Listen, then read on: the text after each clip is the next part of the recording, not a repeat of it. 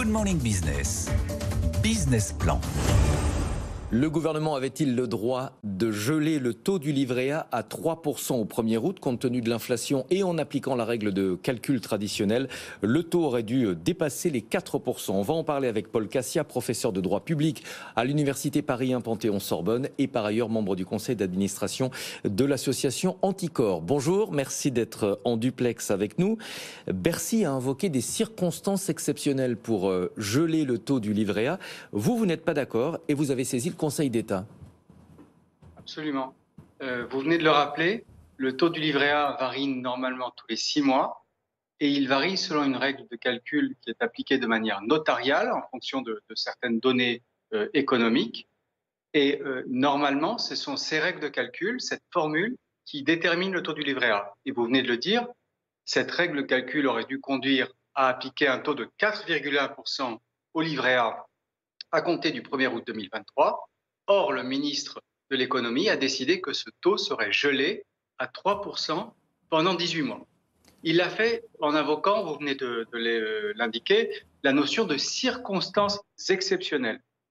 Et j'ai effectivement demandé au Conseil d'État de vérifier si de telles circonstances exceptionnelles étaient ou non présentes pour justifier le gel du taux du livret A à 3%. Alors les circonstances exceptionnelles qui sont avancées par Bercy, c'est le financement notamment du logement social qui est assuré par le livret A, en tout cas en partie. Ça aurait représenté une facture colossale pour ce secteur et un danger. Pourquoi est-ce que selon vous, ça ne peut pas constituer une circonstance exceptionnelle? Absolument. Alors, il est indiqué par la Banque de France, je cite, qu'un taux trop élevé du livret A serait très défavorable au secteur du logement social.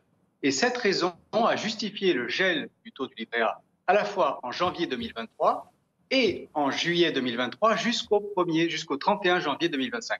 Le taux trop élevé du livret A qui serait défavorable au secteur du logement social. Mais ça, ce n'est pas du tout une circonstance exceptionnelle. Pour quelle raison? Parce que ça revient tout simplement à fixer un plafond au taux du livret A. Et la réglementation ne prévoit pas qu'un tel plafond existe. Il n'y a pas de maximum au taux du livret A. Autrement, il aurait fallu que la réglementation applicable le prévoie.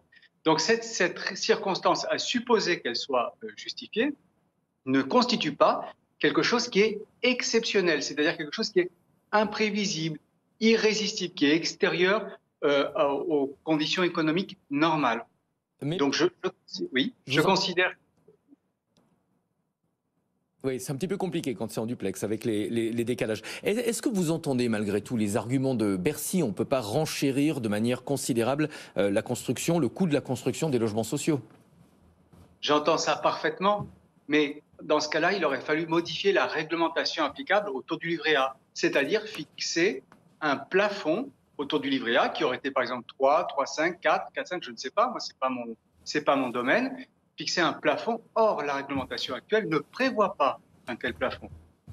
Par conséquent, sans ce plafond, le taux du livret A doit suivre la formule mathématique qui est prévue dans l'arrêté du ministre de l'économie de janvier 2021, qui prévoit un calcul, on va dire, automatique du taux du livret A. Alors, ça représente un manque à gagner pour les épargnants. Il y a quand même une contrepartie qui a été accordée par le ministère de l'économie. Le taux va rester à 3% pendant 18 mois, même si l'inflation continue de baisser. Ça n'est pas suffisant selon vous? Je ne sais pas si c'est suffisant, mais personne ne peut déterminer si l'inflation va baisser ou pas.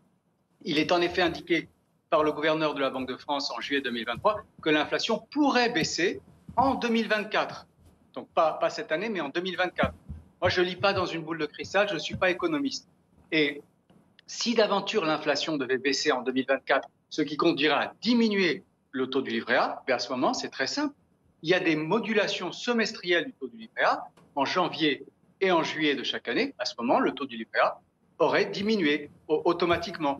Donc, je ne comprends pas très bien cet argument qui consiste à dire l'inflation va baisser en 2024, donc il ne faut pas augmenter le taux du livret A en juillet 2023.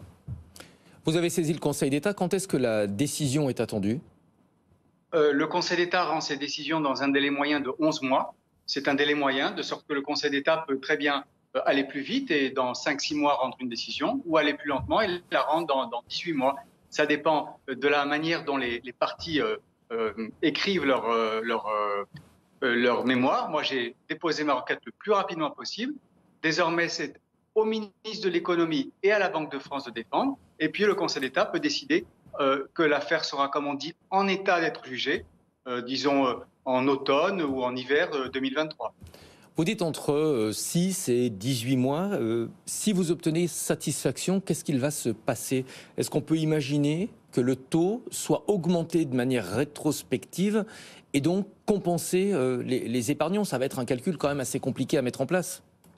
Alors, normalement, quand le juge administratif annule une décision d'administration, cette annulation doit être complètement compensée, c'est-à-dire que l'annulation a un effet rétroactif, comme vous venez de le dire, de sorte que normalement, le nouveau taux devrait s'appliquer à compter du 1er août 2023.